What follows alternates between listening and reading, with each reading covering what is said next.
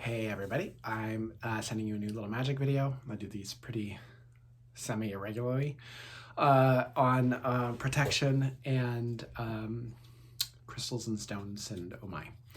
So I've done a class. We did it last year. We revisited it this year on protection with herbs and crystals and stones and what you can do about that and how they can be used. And that's really great. And you don't need all of that stuff necessarily to ground and protect yourself and feel good in the world, right? So your biggest magical device that you have is your mind and your heart and your body.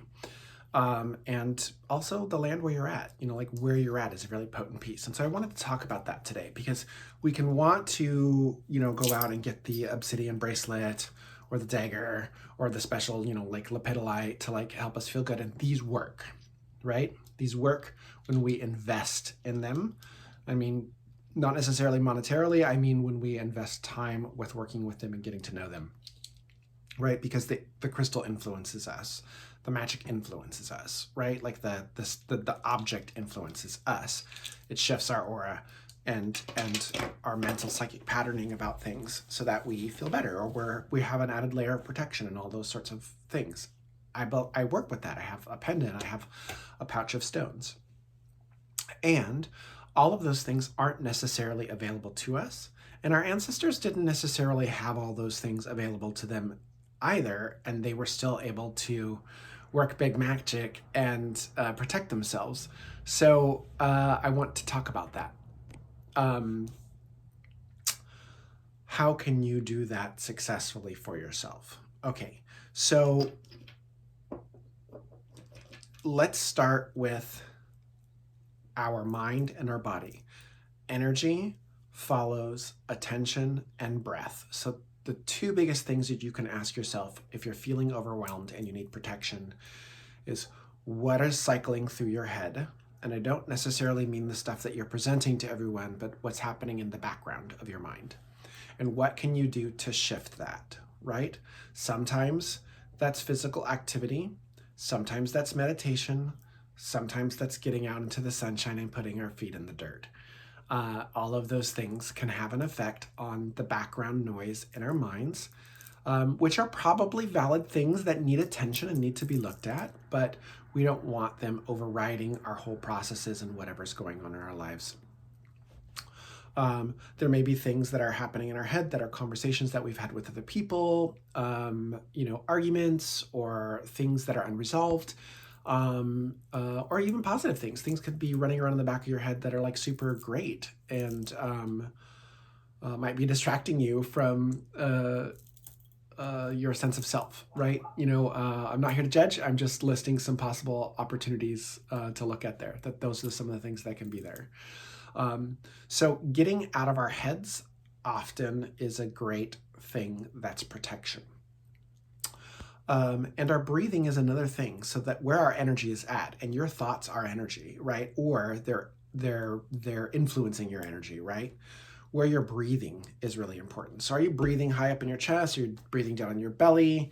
Can you shift or move that breathing optimally? I think for relaxation or meditation, I use a form of soft belly breathing, which is stimulating to the nervous system and helps us to de-stress. I use it all the time. It's really helpful to me. I put one hand, usually my left, over my navel and my right over my heart, and I will breathe into my belly soft, and I will exhale from my heart, and I will think belly, and I will continue to breathe in soft and exhale belly, and I just do that for about 3 minutes minimum to 5 minutes to sort of like relax, to just relax myself. That will have an overall effect. And I think that is a practice that's cumulative. So like over time, I think it strengthens, right? It becomes more efficient, right? Or it has a better traction in ourselves. Because the energy that we may be feeling from those instances that might be running in the background of our head are taking us away from the present moment, away from feeling safe in our body, or we're projecting onto somewhere else or someone else, and so we're not here and we're not present.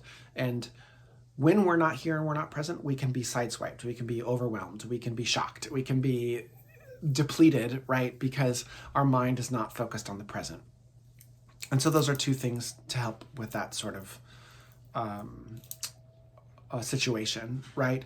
Getting out of your head by changing your environment, trying a different activity, being in the sun, movement, all of those things can help, and breathing. Changing where we're breathing and using simple commands like soft and belly. You can Google soft belly breathing. There's lots of research and studies that's been done on that. You'll go down a rabbit hole, and a really good one on that one. Rabbit, right? And so I recommend those two as part of your regular practice. If you had a stone that's for relaxation, you could hold that over your belly or your heart and do that as well, but you don't need the stone, right? So the second thing I think to talk about is magic is agency. What is magic? I think everything is magic. M-I-G-I-C, it's the magic of life. It's the magic that's imbued in all things. Everything has a little bit of intelligence. I'm a kind of an animist. There's that. We're in relationship in magic to be in relationship with other things, including ourselves. A good relationship with ourselves is listening to our thoughts, and the breath work is a good way to do that. But magic is also agency. M-I-G-I-C-K is choosing to do things that can shift the energy or shift the experience or shift the probability of what's happening for us and start to create change in our lives. We also can use crystals and stones and jewelry and wands and altars and all those things, and I do. And we can also adopt simple practices that can help us with that.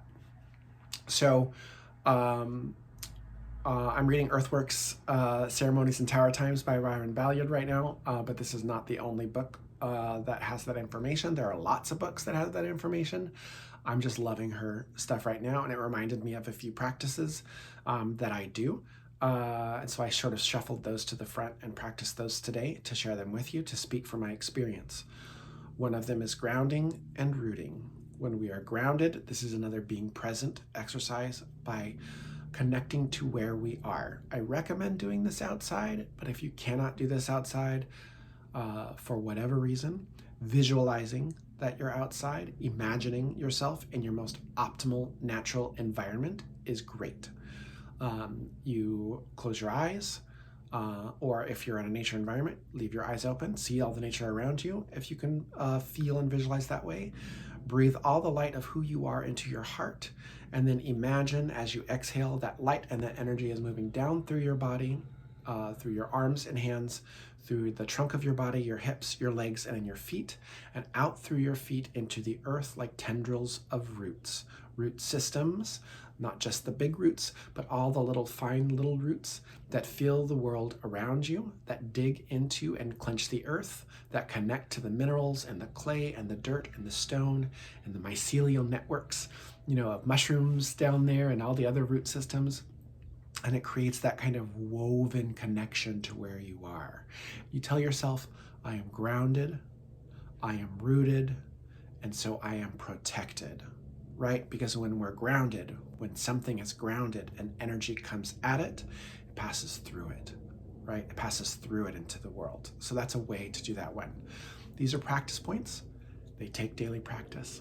They take getting used to them, doing them every day, a couple of minutes on each, like maybe set aside 10 minutes to do these things and really give yourself a little leg room to practice this so that you have some traction in it. When you have traction in it, then you feel safe in it, you trust it, right? You start to understand how it works.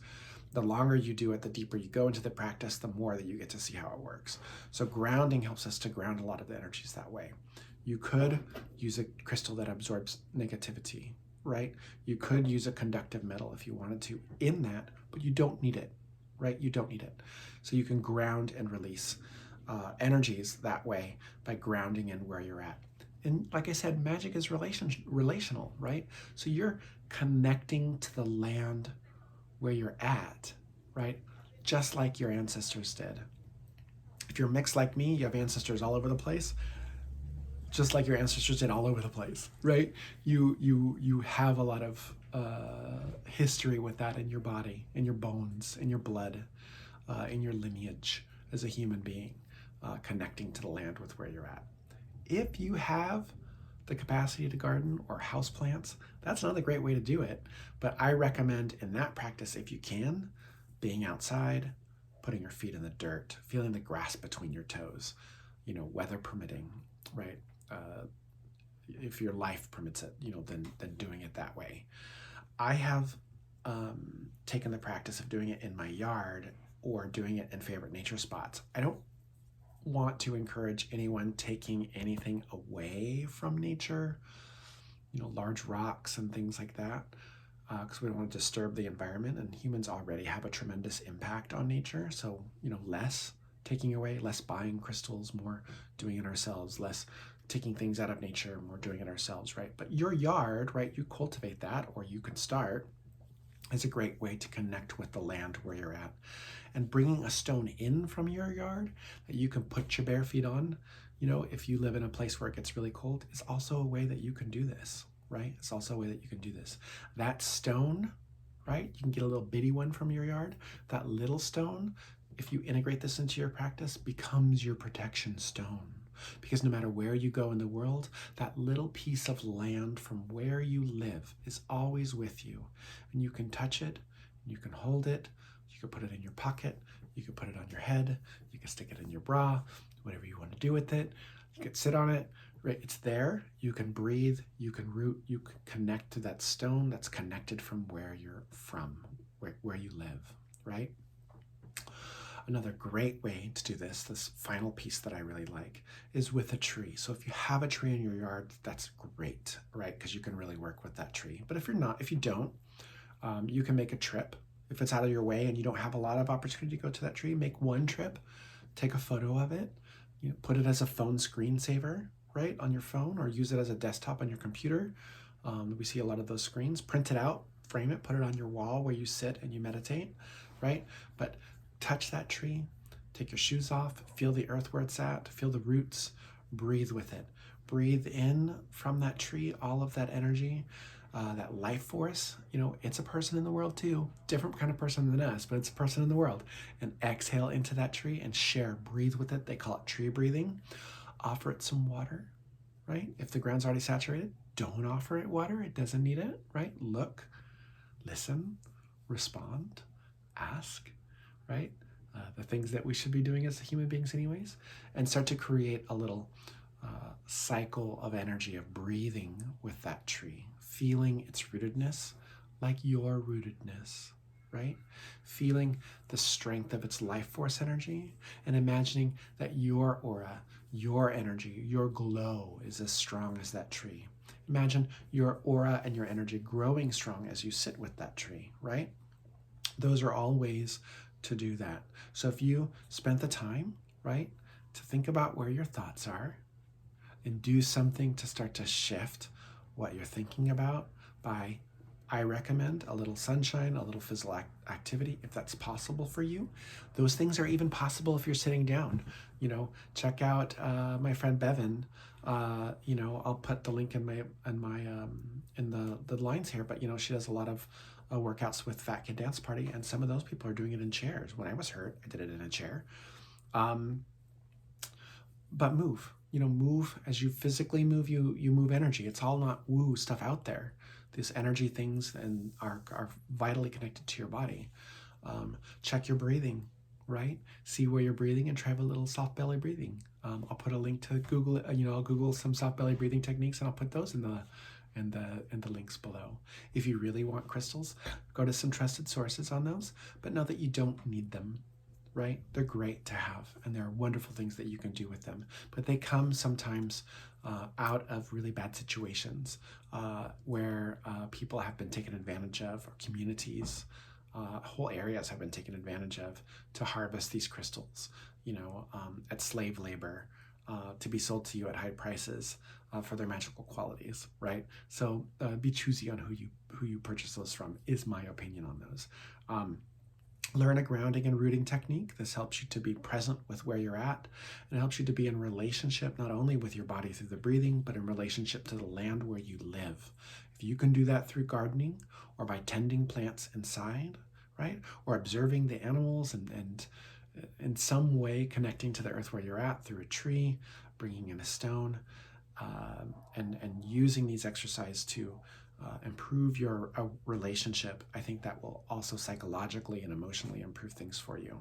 And lastly, the tree exercise, I think, is a great sharing with another living being that's a safe living being, right?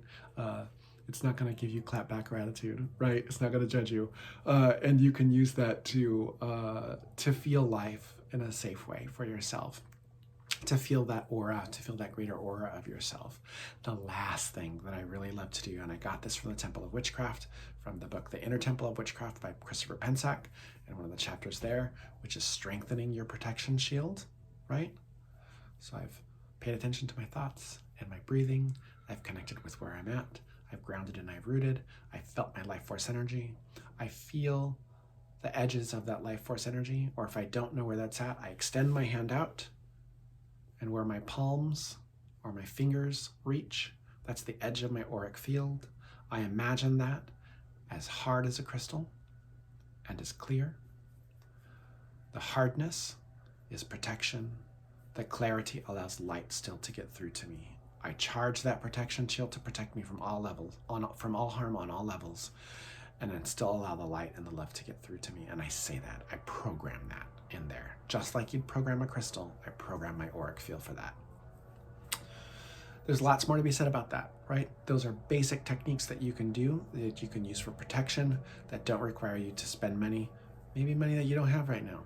Maybe you do, maybe you have lots of money, but do you need to spend it on these things? I don't know, up to you. I'm giving you these as alternatives that I use every day, and I hope that they serve you.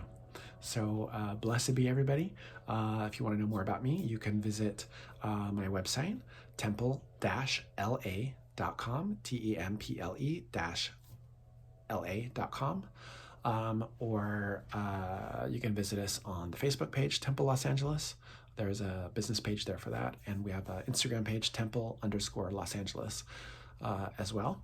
I'm not really active on Twitter with that one very much, but it's there.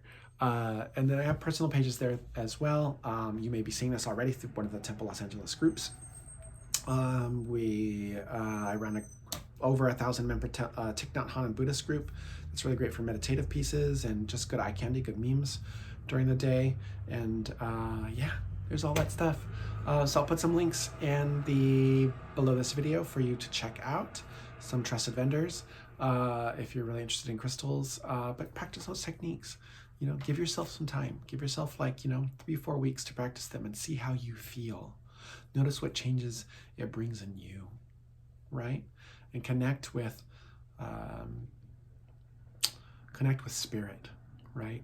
Connect with spirit people, right? Connect more with priests and witches and healers, right? And less with marketing, right? And that sort of stuff. Maybe less with your screen and more with nature. I'm here for you if you need me. If you want to email me direct, it's infowitch, infowitch at temple-la.com. I'll stop talking. I'll leave you with this information, and blessed be everybody. Bye-bye.